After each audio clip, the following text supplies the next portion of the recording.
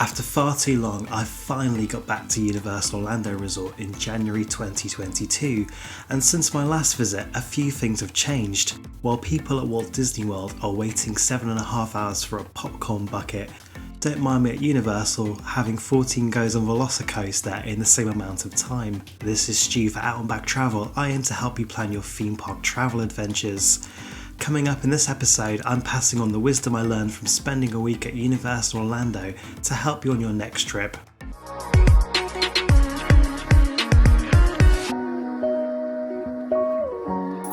After a couple years out of Florida, I've just got back from an amazing holiday to Universal Orlando. Here are some of the things I learned along the way to help your time at the parks run smoothly.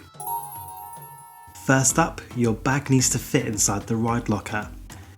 Universal Orlando has mandatory lockers for 8 of its major attractions, where you can't take any loose items or bags into the ride queue. Well, the good news is these lockers are completely free to use for the duration of getting on and off the ride.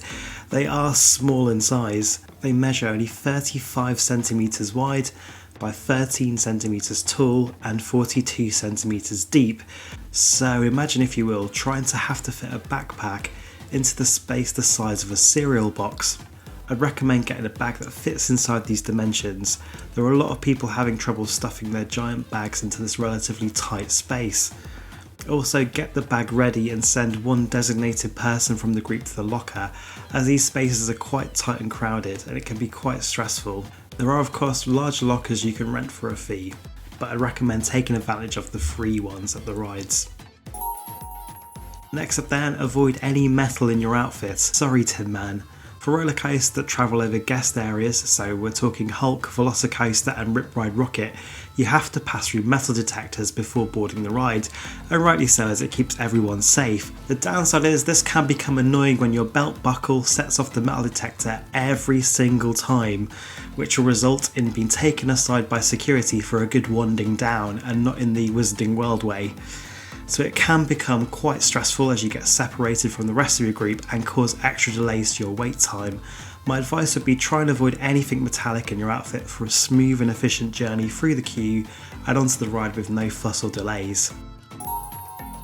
Mobile order food to save time. The official Universal Orlando app is really fab, and as of our visit, no one seemed to be using the mobile ordering system, which lets you order your food ahead of time, so it really saved a lot of time queuing in the lines inside the restaurant. The app also had options to customise your food order too, which is great for McFussies like myself. Splash out on a refill cup. In that Florida climate, it's important to stay hydrated, so it's good to buy into the Coke Freestyle refillable cup system.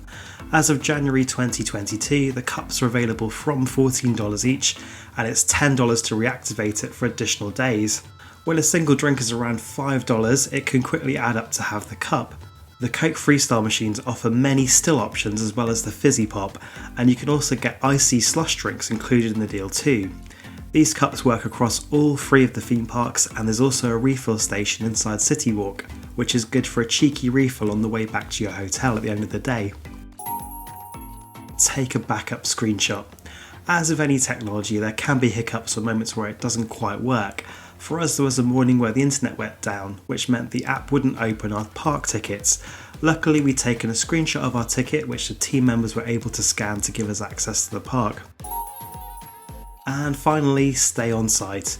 Universal has some amazing official hotels with outstanding service and great perks like early entry 1 hour before everyone else to Volcano Bay in at least one of the theme parks, which is really handy to get a head start in the Wizarding World of Harry Potter.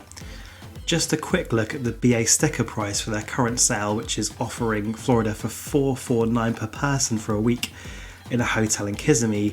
It's only £150 more to upgrade to Universal's Endless Summer Resorts at $599 per person, which is a fab deal. This is actually only £59 more than the cheapest hotel on International Drive at £540, which would be like sleeping in an I'm a Celebrity trial, just read their TripAdvisor. As we were feeling extra fancy and had a couple of years of pent-up need to get away, we splurged a little on Universal's Volcano Bay, which is a stunning resort. Being one of the top 3 Universal posh resorts, it has unlimited express pass on all the rides with just the exception of Velocicoaster and Hagrid's.